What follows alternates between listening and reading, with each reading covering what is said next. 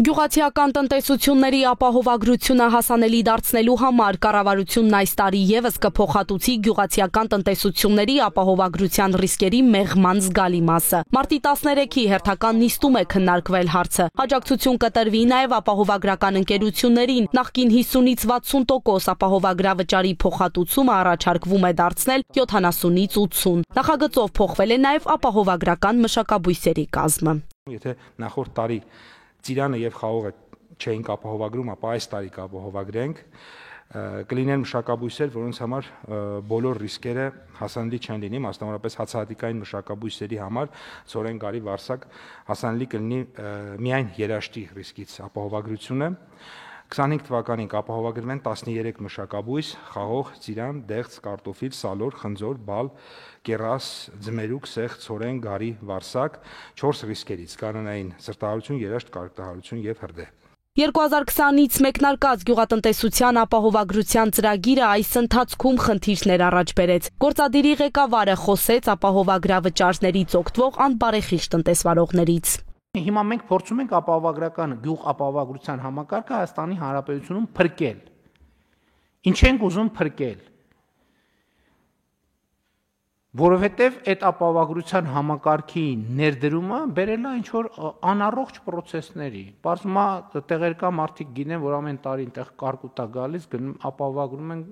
գնում ենք այդտեղ հատուկ այդտեղ, որ երբեք նախկինում վերջին 20 տարում այդտեղ ոչ մի բան չէին կարել, տանում ենք այդտեղ ինչ-որ բան ենք ցարնում, ու նստած սպասում ենք, որ կարկուտը գա, որ գնանք ապահովագրությունը ստանանք, ու տենց ամեն տարի։ 916 միլիոն դրամ կհատկացվի 12 համայնքում 14 սուբվենցիոն ծրագիր իրականացնելու համար։ Սյունիքի մարզի 3 համայնքներում մեծ աշխատանքներ են կատարվել։ Կապանի ներքին Խոտանանի վարչական շենքն է կառուցվել ու իրականացվել է տարածքի բարեկարգում։ Քաջարանի մի շարք փողոցների մայթեր հիմնանորոգվել են։ Սիսիանի, Աղիտու եւ Աղատին բնակավայրերի խմելու ջրագծերը փոխվել են։ Նաեւ Վայոց ծորի վայքի մանկապարտեզն է հիմնանորոգվել։ Սա 2025 թվականի մեր առաջին համաֆինանսավորումն է եւ նաեւ որպես լրացուցիչ տեղեկատվություն ասեմ, որ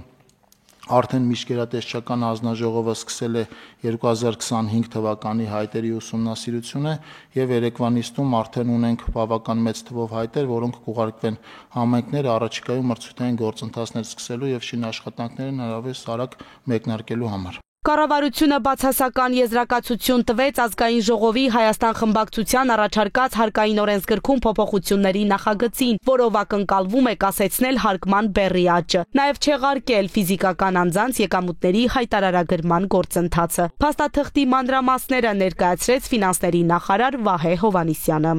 Ակնկալվում է վերացնել 26 թվականի հունվարի 1-ից հերթական շուրջ 30%-ի չափով գույքահարկի բեռի ավելացում նախատեսող օրենսդրական դրույթը։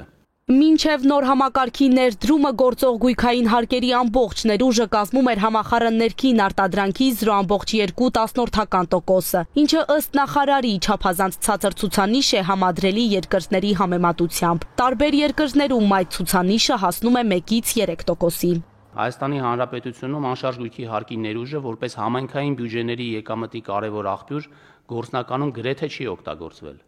Հատկանշական է նաև այն, որ համակարգի վերանայման արդյունքում 26 թվականի հարկի ներուժը 26 թվականին կանխատեսվող հնայի նկատմամբ գնահատվում է շուրջ 0.35%, այսինքն ավելացումը լինելու է ընդամենը 0.15%-ային կետով, ինչը նշանակում է, որ անշարժ գույքի հարկի բեռը դեռ շարունակում է ցածր լինել։ Պետբյուջեն անշարժ գույքի հարկի գումարից 0 եկամուտ է ստանում եւ այդ հարկվող գումարները ստանում են համայնքները։ Դրա շնորհիվ է, որ 2019-ից համայնքային բյուջեների մուտքերն ավելացել են։ Պարքեվավճարները, ծառայական ավտոմեքենաները, ճոխ ավտոմեքենաները, այս գումարից Ժորժ ջան,